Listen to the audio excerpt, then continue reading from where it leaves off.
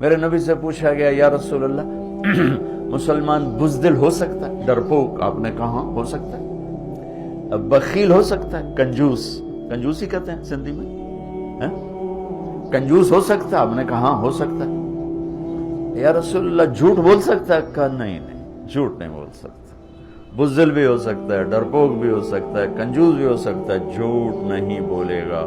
میرا امتی ہو کہ جھوٹ نہیں بولے گا۔ میرا نبی روزانہ ظہر کے بعد بازار کا چکر لگاتے تھے اور ایک ایک دکان منڈی کو خود چیک کرتے تھے کہ شریعت کے مطابق ہے کہ نہیں۔ ہمارے علماء کو تو بازار کا راستہ نہیں آتا اور اس کو بزرگی سمجھتے ہیں کہ ہم بڑے بزرگ ہیں، ہم تو کبھی بازار جاتے ہی نہیں۔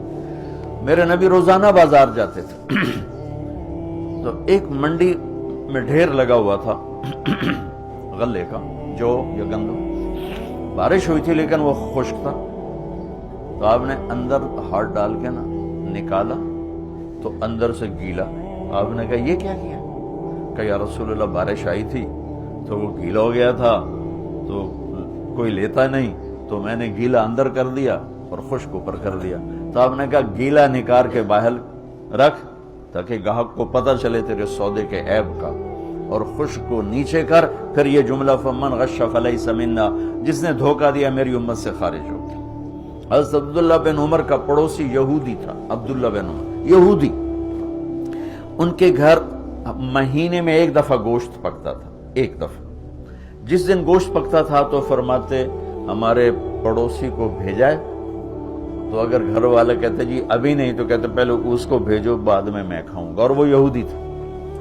امام ابو حنیفہ رحمۃ اللہ علیہ کے پڑوس میں ایک نوجوان شرابی رہتا تھا، وہ رات کو شراب پی لیتا اور شور مچاتا اور کہتا میں بہت بڑا آدمی ہوں، لوگوں نے میری قدر نہیں کی، نشے میں یوں کہتا اضاعونی وای فتن اضاعوا لیوم کریہۃ والصداد الصخر۔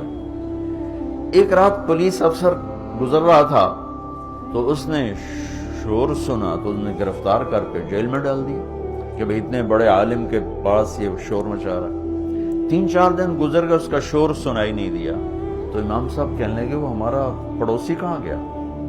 کہا جو تو پولیس پکڑ کے لے گی۔ کیوں لے گی؟ کہ وہ شراب کے نشے میں شور مچا رہا تھا تو انہوں نے آپ کی وجہ سے اس کو پکڑ کے ڈال دیا۔ صبح کا انتظار نہیں کیا، اسی وقت اٹھے اور اس پولیس افسر کے گھر پہنچ گئے، بھائی وہ میرے پڑوسی کو چھوڑو۔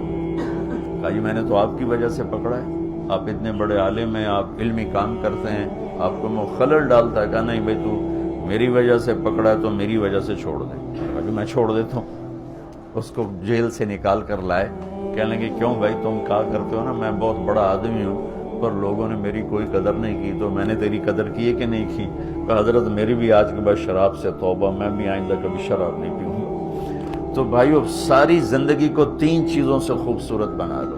عبادات تو میں نے پہلے بتا دی، فرائض کی تو کوئی معافی نہیں، ایک سچائی جس بھی شعبے میں ہو سچ، دیانتداری جس کام میں ہو دیانتداری، انصاف، حسن سلوک، یہ 3 کام کرنے والا مجھے میرے رب کی قسم کھا کے کہتا ہوں یہ 24 گھنٹے کا نمازی۔